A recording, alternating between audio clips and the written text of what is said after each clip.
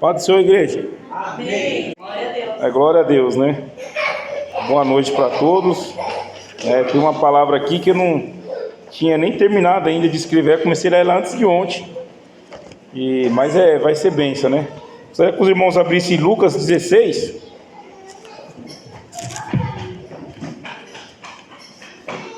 Lucas 16, do 19 ao 24. Evangelho de Lucas.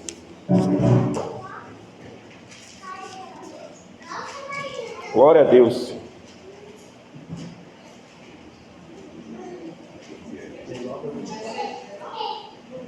Lucas 16, do 19 ao 24.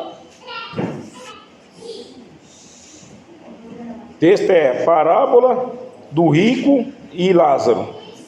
19 diz assim: ora, havia um homem rico, vestiam-se de púrpura e de linho finíssimo, e vivia todos os dias regalada esplendidamente. Havia também um certo mendigo chamado Lázaro, que jazia cheio de chagas à porta daquele, e desejava saciar-se com as migalhas que caíam da mesa do rico. Os próprios cães vinham lamber-se as chagas. E aconteceu que o mendigo morreu e foi levado pelos anjos para o seio de Abraão. Morreu também o rico e foi sepultado. E no inferno ergueu os olhos, estando em tormentas, e viu ao longe Abraão e Lázaro no seu seio. E clamando disse: Pai Abraão, tem misericórdia de mim, e manda Lázaro que molhe a água à ponta do seu dedo, e me refresque a língua, porque estou atormentado nesta chama. Amém, irmão? Só até aqui, só até o 24. Glória a Deus, irmão, pode assentar.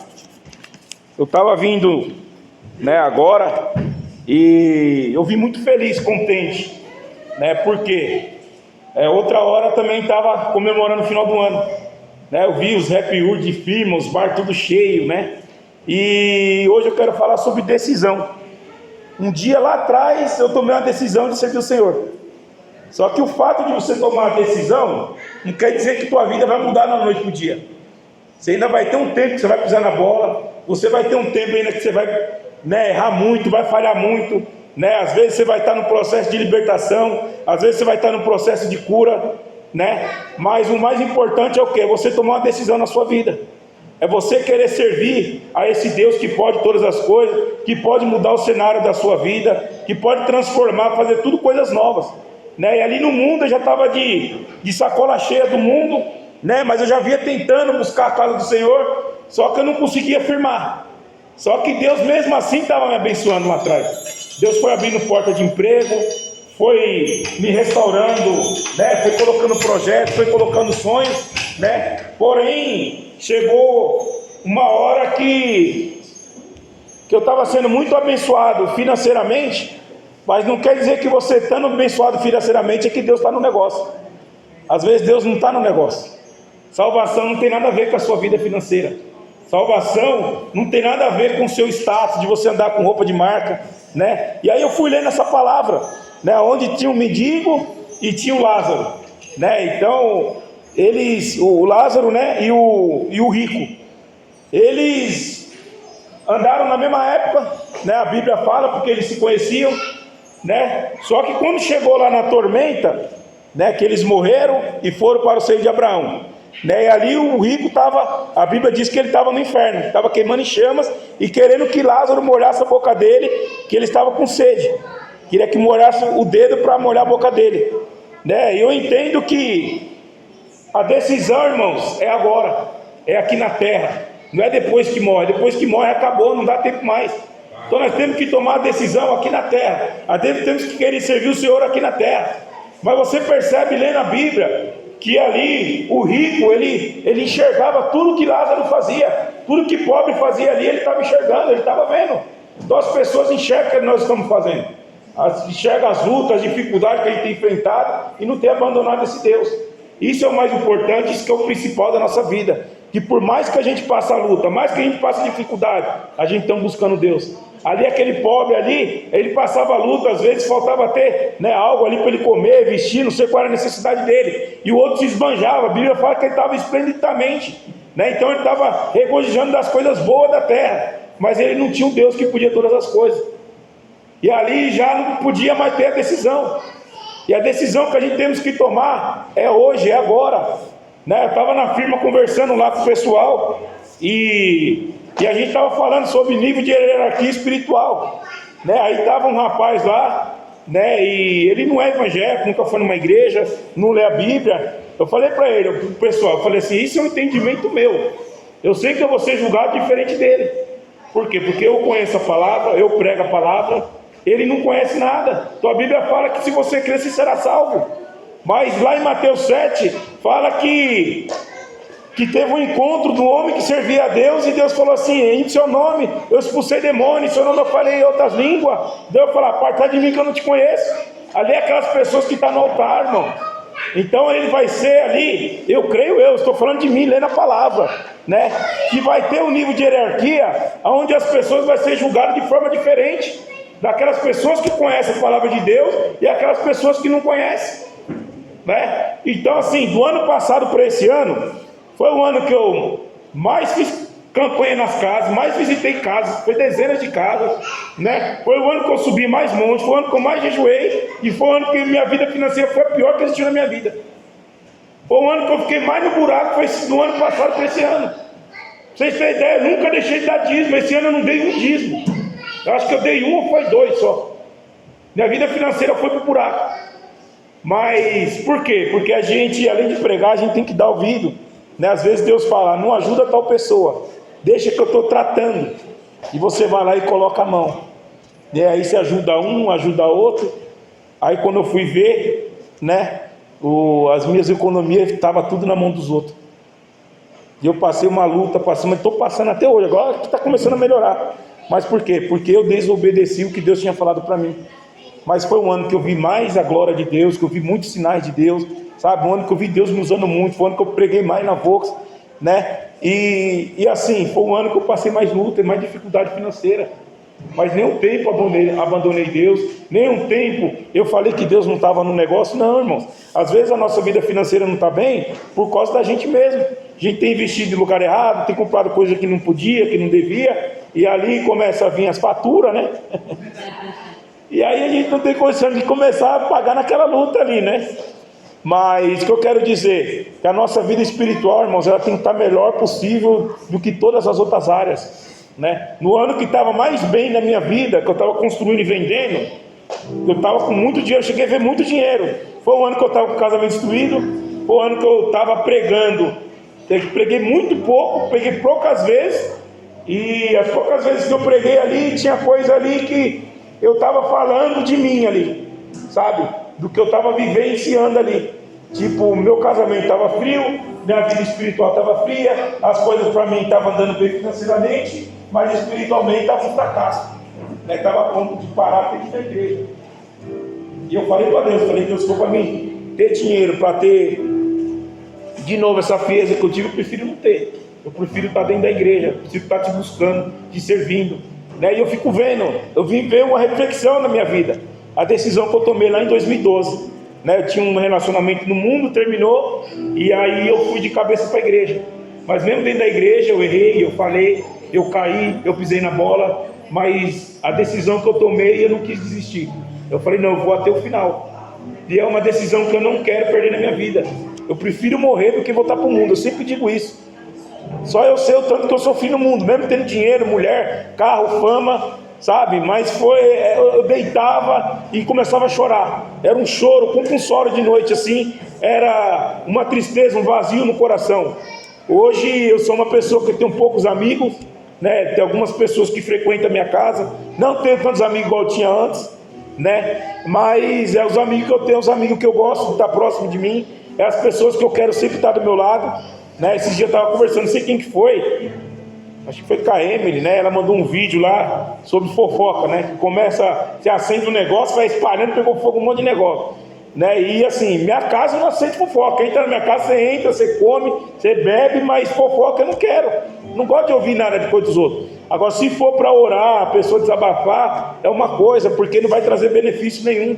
Você acaba fazendo com que a pessoa perda essa decisão da vida dela, né? Ela tomou a decisão de servir a Deus, mas às vezes ela está naquele processo, ela está tentando se levantar, está tentando se reerguer, aí vai uma pessoa e dá uma paulada, termina de matar, e o evangelho não é isso.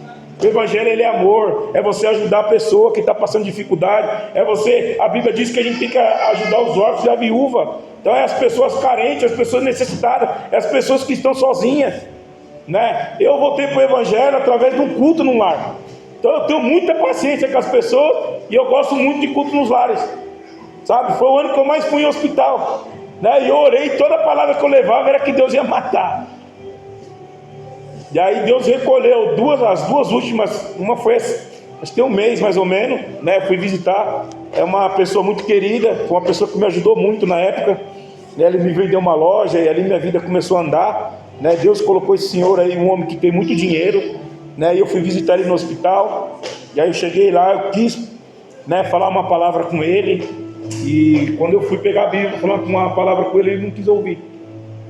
Nossa, aquilo doeu muito, sabe? Falei, amigão, posso ler uma palavra para você? Ele falou, não, agora não. Aí eu fiquei meio na minha, conversando com ele, agradecendo tudo que ele tinha feito por mim, né? Que ele já estava já no final, sabe? E aí no final eu falei para ele se eu podia orar por ele. Ele falou, vai demorar muito? Eu falei, não, vou orar por você, vai ser rápido. E ali eu fiz uma oração por ele, e ele ficou assim de boca aberta, sabe? Então na oração ele sentiu o quebrantamento de Deus, e na oração eu falei, Deus, salva ele. Ele não quer deixar ler a tua palavra, mas ele é uma pessoa que não conhece, mas foi uma pessoa que o Senhor colocou como canal de bênção na minha vida financeira. Eu tenho os bens, mas dinheiro eu não tenho. Então esses bens que fez eu ter, começou dele, sabe? Então eu sou muito grato às pessoas que me ajudam, as pessoas que me acolheram nesse trajeto inteiro, né? E é assim, irmãos, só quem sofreu no mundo sabe a dificuldade que ele está na igreja. É um leão todo dia, é um gigante todo dia, sabe? É uma dificuldade imensa. Todo dia o pecado vem bater na tua porta, todo dia o inimigo joga o teu passado na tua cara. Às vezes usa até gente dentro da tua casa para jogar na tua cara, sabe? Você não prestava mesmo, você começa a soltar um monte de coisa, sabe? E você fica, meu Deus do céu, né? Só que a gente fica ali, e Deus vai falar, não, você vale, né? Eu paguei um preço por você. Então quem justifica a minha vida e quem justifica a sua vida é Deus. As pessoas não têm nada a ver com isso. Você deve satisfação para o Deus que cuida de você, né? Não que a gente não deve satisfação para as pessoas, a gente deve sim, mas quem cuida da nossa vida no momento de luta, de dificuldade, é só Deus, é só Jesus, é só o Espírito Santo. Por isso que eu costumo dizer, o Espírito Santo é meu amigo fiel. Ele é fiel no momento ruim, no momento de dificuldade, e ele é fiel também no momento de alegria. Então eu sou muito grato que o Espírito Santo tem feito na minha vida, sabe? Às vezes eu peço força, eu não estou aguentando, me ajuda. E ele vem e coloca aquela calma, coloca aquela paz. Às vezes você chega chateado do serviço, você chega cansado, aí você faz uma oração, quando você vê, você já está leve novamente. Aí você sente a mão de Deus assim, te carregando no colo, sabe? O Deus fazendo um cafuné em você, te dando carinho, né? É muito limpo o amor de Deus por nossas vidas. Mas a gente tem que tomar uma decisão, mesmo que a gente estamos começando na caminhada com o Senhor, né? Não desista desse Deus, não desista por nada, não desista porque um irmão ou outra pessoa pode falar de você, pode lançar o teu passado. Jesus já jogou no mar de esquecimento, né? Ele tem vida nova para nós, tem história nova para escrever. A história começou, mas não terminou, só vai terminar quando a gente chegar na glória. Então a gente vai errar, a gente vai falhar. Nessa caminhada é assim, a gente erra, mas a gente acerta, a gente chora, a gente fica triste, mas a gente também fica feliz, a gente dá risada, sabe? Os dias bons passam, mas os dias maus também passam. Então um dia tá bom, o outro dia não tá, mas a gente tem que estar ali, ó, firme com o Senhor, né? Buscando, né? Intercedendo pelas pessoas, orando pelas pessoas, né? Não desistindo de ninguém, né? Se a gente não desiste das pessoas, por que a gente vai desistir de nós mesmos? É muito fácil falar para a pessoa, você vai conseguir passar esse processo, né? A gente fala da decisão para a pessoa, mas nós mesmos não temos a decisão, nós mesmos não temos a força. E é aí que está o erro. Nós temos que ter essa força. Da mesma forma que a gente não desiste das pessoas, a gente não pode desistir de nós mesmos. A gente não pode desistir dos nossos sonhos. Nós temos sonhos, nós temos projetos, temos família, tem pessoas que dependem da minha vida, da tua vida, é filho, é parente, é pessoas que estão esperando o meu ministério, no teu ministério. Então a gente não pode deixar afundar, sabe? A gente não pode deixar com que a peteca caia. A gente tem que continuar firme com o Senhor, buscando em todo o tempo, né? Vai vir o desânimo, o inimigo vai querer jogar na sua cara, sabe? O inimigo, ele não tem poder para tocar na minha vida e na tua vida, ele age na mente. Já percebeu que ele coloca na mente? Ele não consegue te assustar e colocar terror em você.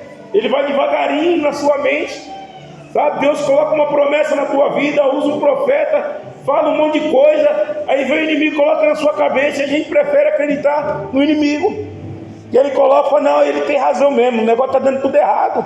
Mas poxa, mas se Deus falou que vai dar certo, a gente vimos sinais de que vai dar certo, e mesmo assim a gente começa a colocar dúvida.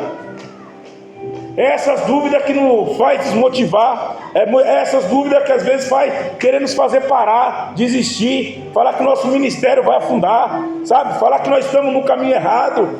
O Senhor colocou um ministério, Ele confiou em mim e você, fazer a obra dEle, pregar a palavra dEle, pregar o evangelho dEle. Então como que a gente vamos parar nessa decisão que a gente tomou de aceitar Jesus? Ontem mesmo um rapaz perguntou para mim, você acredita no livre-arbítrio? Eu falei, eu acredito até no momento que eu levanto a mão e aceito Jesus. A partir do momento que eu aceitei Jesus, acabou o meu livre-arbítrio. Eu tenho que seguir isso aqui, ó. Não tem mais livre-arbítrio, eu não posso viver mais meu eu, a minha vontade.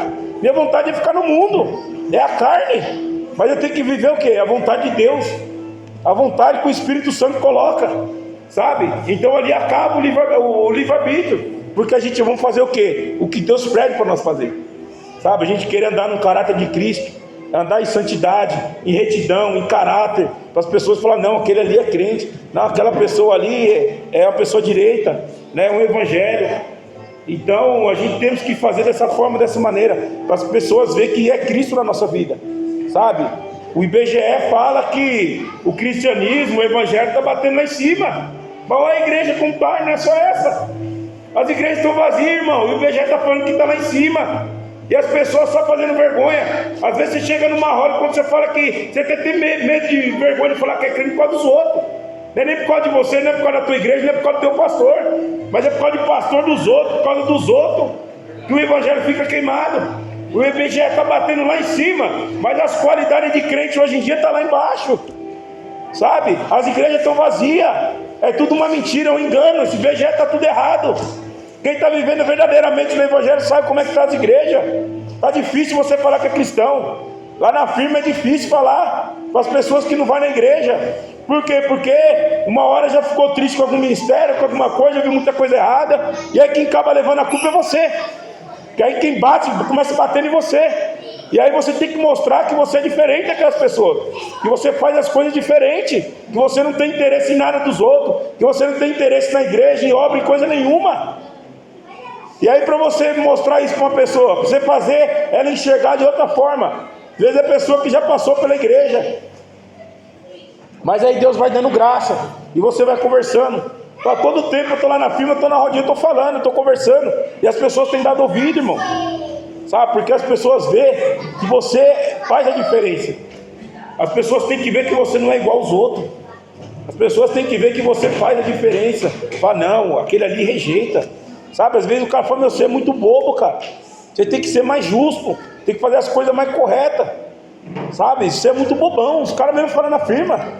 Mas por quê? Porque você, sei lá, é um amor que você tem pela vida das pessoas e você não quer ver o defeito. Sabe, às vezes a pessoa vê o defeito lá e quer massacrar a pessoa. Você fala, não, às vezes o cara está num dia mal, aí o cara já começa a chamar de bobo já. Fala, não, ele é maldoso, sabe? As pessoas só vê a maldade nos outros, não vê qualidade. Não vê que a pessoa pode ser diferente, que está no dia mal, que está no dia ruim. Não, ela quer ver ali, no agora ali, ó. Sabe, ninguém tem dó do outro não, irmãos. Por aí a pessoa puxa o tapete e não tem dó de ninguém.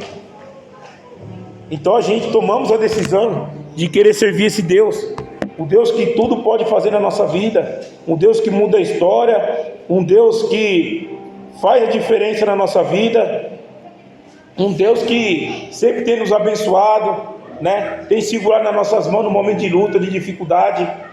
E o que eu tenho a dizer é que esse Deus, ele é muito bom comigo. Eu sei de onde ele me tirou. Então vai ser muito difícil eu retroceder, eu querer parar, sabe, eu desanimar. Dá vontade, tem hora que dá, mas eu lembro do que Deus fez na minha vida. A vontade de parar, ela fica menor do que a vontade de vencer. A vontade de vencer, de caminhar minha, é sempre maior. Vontade de continuar, sabe, porque se eu parar de ir para a igreja, eu vou para onde? Vou voltar a usar droga, beber na rua, ficar se prostituindo na rua? Não vai ter graça para mim, sabe, eu vou me sentir envergonhado lá fora, sabe, porque o Espírito Santo está na minha vida. Quando o Espírito Santo está na minha vida e na tua vida, você passa a ter vergonha do pecado, sabe, as pessoas começam a falar besteira, você fica até com vergonha, você quer sair fora, você quer correr dessa pessoa, mas meu, cara, você fala besteira, sabe, então você começa a ter já uma intimidade diferente com Deus. Aí você começa a entender que a decisão que você tomou começou a valer a pena, sabe, porque o Espírito Santo, ele vai tocar em você, vai ficar martelando, mas não para te julgar, é para você ver que estava errado, que você estava no caminho errado, que o que você estava fazendo era errado. Você vai começar a enxergar que era errado, mas é o Espírito Santo, porque você está conhecendo a verdade. Seu livre-arbítrio acabou. Você vai ler a palavra e fala, meu, eu fazia errado, e agora eu quero fazer certo. Só que para fazer certo vai ter um preço a pagar, porque você estava acostumado com uma coisa. É a mesma coisa que você fazer uma dieta, né? Você está acostumado com a coxinha, com pastel cheio de óleo, né? Aqueles torresmos que você torce assim, cai o óleo. E aí você vai ter que comer verdura e legumes. Que graça vai ter legumes e verdura? Mas você começa, diz os nutricionistas, que se acostuma, né? Eu nunca tentei. Mas você vai comendo a verdura, o legume, você vai acostumando, chega a hora você gosta, né? Não cheguei nessa fase, mas graças a Deus que no Evangelho eu cheguei, né? Eu cheguei no Evangelho, eu cheguei no momento de gostar, né? Mas, brincadeira à parte, né? Vai chegar uma hora que você vai começar a sentir o quê? Vergonha, você vai começar a sentir nojo do mundo, você vai querer falar, não, eu não quero mais isso não é mais pra mim, não. Você vai começar a errar e falhar, e você vai começar a sentir vontade até de se suicidar. Você vai chegar num nível que você vai ficar tão descontente daquilo que você fez de errado, né? Porque não é normal a pessoa soltar um palavrão e ela continuar do mesmo jeito. Ela vai sentir uma dor, sabe? Então é essa dor que faz o quê? A gente mudar, a gente ser diferente, fazer a diferença. E aí as pessoas começam a ver a diferença dentro de casa, começam a ver a diferença no trabalho, começam a ver a diferença no curso. Eu comecei a fazer o curso, e aí eu descobri uns crentinhos que tinha lá, né? Os crentinhos não, os crentões, né? E aí a gente marcamos começar a fazer culto de terça. Então vamos fazer culto de terça? Vamos fazer. Aí a gente começou. Aí tem dia que vai bastante gente, tem dia que vai menos, mas tem pessoas afastadas, sabe? Um dia eu estava pregando, aí veio um rapaz e falou para mim, nossa, cara, você é igualzinho meu primo é pastor, ele pega igualzinho você, fala igualzinho você, cara. Eu gostei de você, não sei o que, toda terça ele está indo. Sabe, ele fez curso de diácono, né? Ele conversou comigo, então você vê que ele é afastado, né? Uma coisa deixou ele triste e ele parou, né? Fez ele ter parado a decisão que ele tinha tomado lá atrás. Só que no curso agora toda terça ele está indo, né? E quando eu comecei a fazer o curso, eu falei, meu Deus, vou ter que parar minha vida para fazer esse curso. Eu falei, eu vou ficar gelado, vou ficar frio, o que vai ser de mim? Que eu sou acostumado na igreja todo dia, né? As pessoas às vezes têm raiva de mim, porque às vezes eu dou uns canos por aí. Porque eu gosto de igreja, irmão. Eu gosto de estar dentro da igreja, eu gosto de estar na igreja todo dia. E aí eu falei, meu, e agora? Eu vou para a igreja só de domingo. E só que aí no curso, você não tem tempo de ficar frio espiritual, porque é maquete, é trabalho, é negócio toda hora. Quando você vai ver, você está focado no curso, né? E aí eu cheguei a faltar uns dias no curso para estar indo em umas igrejas, uns compromissos. E aí tinha dia que tinha que ter trabalho e eu estava tirando nota vermelha. Eu falei, não tem como mais. E aí foi como surgiu esse culto lá. E aí eu comecei a entender, né? Tinha um dia lá que tinha um rapaz da minha sala, ele estava com depressão e ele quis se matar. E aí ele se despediu no grupo do curso e agradeceu por ter conhecido todo mundo. E aí eu peguei, já corri lá fora e liguei para ele, fiquei conversando com ele. E aí ele falou, irmão, não adianta você querer orar por mim, não vai adiantar nada, já estou decidido já. Eu falei, mas você pode pelo menos deixar a ligação, ficar com o telefone na sua orelha? E ali eu comecei a orar por ele, orar no telefone, e ele chorando, sabe, do outro lado assim. E aí tava uma chuva, eu falei, cara, entra debaixo dessa chuva. dá um rolê debaixo da chuva, dá uma volta no quarteirão, depois chega na sua casa, toma um banho e dorme. Aí passou uns 3 dias, ele estava no curso de novo, porque ele ficou com vergonha de, né, ter se despedido, mas ele estava lá no curso, né? Eu chamo ele para ir no culto, falo que vai, mas até agora ele não foi. Mas eu não desisti dele, sabe? Então assim, aí eu fiquei entendendo, eu falei, meu Deus, eu entendi por que eu estou aqui, né? É 1 ano e meio que eu estou aqui, pelo menos já venci só com esse menino aí. Então, é muito gratificante você ter essa percepção de você ver que a pessoa está precisando de uma ajuda, que a pessoa está passando uma dificuldade, sabe? Está dando um grito de socorro e não tem quem pode acolher, sabe? Aí foi uma pessoa do Universal lá da minha sala, ixi, eu falei o nome da igreja, não é que eu falar, é de outra dominação. E aí queria empurrar ele dentro da igreja, passei para Jesus e ele pegou raiva do cara. Aí ele começou a falar mal, você é um egoísta, você é prepotente, que você não quer na minha igreja, não sei o quê.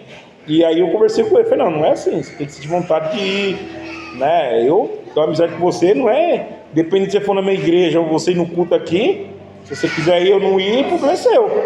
Mas a amizade que eu tenho com você vai ser a mesma, né? E é igual outro dia, eu estava andando na rua ali e vi uma irmã. E ela pensou que eu ia falar mal dela. E eu tratei ela com amor. E aí ela começou a chorar. Porque a atitude que ela estava dando, que ela estava fazendo, ela pensou que eu ia apedrejar ela. Mas ela está precisando de ajuda. Sabe? Igual eu precisei de ajuda. E muitas pessoas me ajudou lá atrás. Então, irmão, cada ajuda que eu faço, eu lembro da ajuda que me deram. Sabe? Então eu sei da dificuldade que é. Então assim, às vezes a pessoa que não se sujou muito lá fora, sabe? Uma pessoa que tinha uma vida normal, uma pessoa que agrada a sociedade lá fora, ela vem para o evangelho, é mais fácil de ela ficar na igreja. Ela vai curtir os cultos no domingo, vai ficar sentada, às vezes não vai querer compromisso, às vezes vai querer também, mas só que ela vai ter aquela vida dela normal, né? É uma pessoa que, por exemplo, tem pessoas que estão na igreja, nasceu no berço evangélico. Se ele sair da igreja, ele vai continuar tendo a vida social dele normal. Não vai ter igual a minha. Às vezes, se eu sair da igreja, eu sei que eu vou voltar a fazer o que eu fazia. Então eu sei da dificuldade que eu tenho, sabe? Então umas pessoas têm dificuldade mais do que as outras, né? E essa é a palavra que Deus colocou no meu coração.